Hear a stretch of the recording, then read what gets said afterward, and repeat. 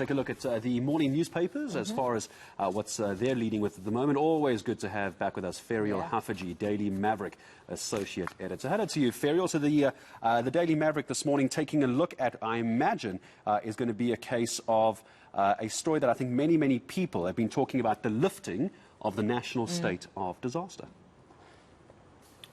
Morning, Tumelo. Good morning, Gareth. Yes, I think this article by 7 leading scientists is going to be one of those that sets the tone for the week, because this has been spoken about, that it's time to end the national state of disaster. We've just exited the 4th wave of Omicron, and thank God with fewer deaths and hospitalizations. And the scientists are saying it's now time for young people to go back to school, so stop rotational learning. It's really harmed education, although the matric results were not as bad as expected.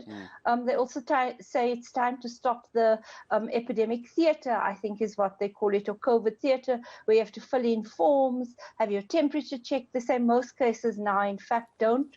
High fever is not one of the symptoms experienced, and often it's asymptomatic. They're saying that people coming to South Africa should have to show a vaccine certificate. So at least a vaccine mandate for international visitors. Ferial, I suppose there's going to be a lot of talk. I've just opened up the article now, reducing isolation. It's very well written. It actually breaks down very nicely about the lifting of this. I suppose there's a social element to this as well. I'm going to be speaking to Professor Mosa Moshabela, UKZN, a little bit later. One of the questions being raised, of course, is the social side of this. Under the state of disaster, we have that 350 Rand relief grant as well.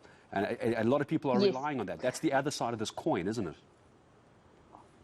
Well, I think the president has already intimated that a COVID relief grant will be kept at least for another 6 months. And what the scientists are arguing is that you can make a policy change to ensure that isn't stopped, because it would be disastrous given our very high unemployment levels. So they're saying be clever and be strategic and tactical about this.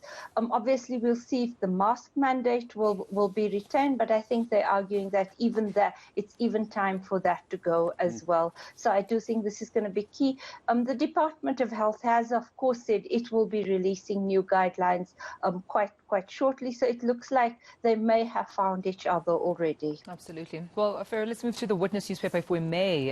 They lead in there with a story around football club boss Samazulu Sandile Zungu being sort of touted and running for KZN provincial chairperson post. But on the right, there's an article about a ward councillor from Ward 103 in eThekwini who was gunned down, just outside of his home in Hillcrest. So that's an ANC councillor they shot dead in eThekwini. Just looking more into those, I suppose, killings in KwaZulu-Natal.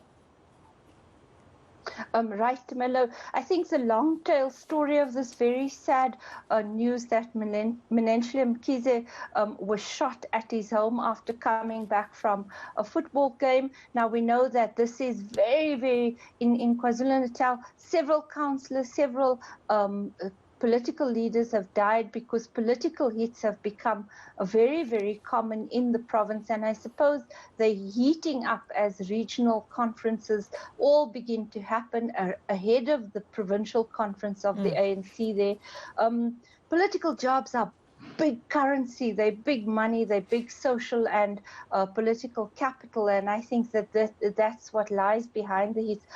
Very sadly, police have made zero progress on any of the political hits, and so they've become more and more common. They often are on the front pages, and very sad to read that about the councillor who was only elected in November last year, so very short time in office. Let's just turn over our attention to the Star newspaper before we say goodbye to you, Ferial.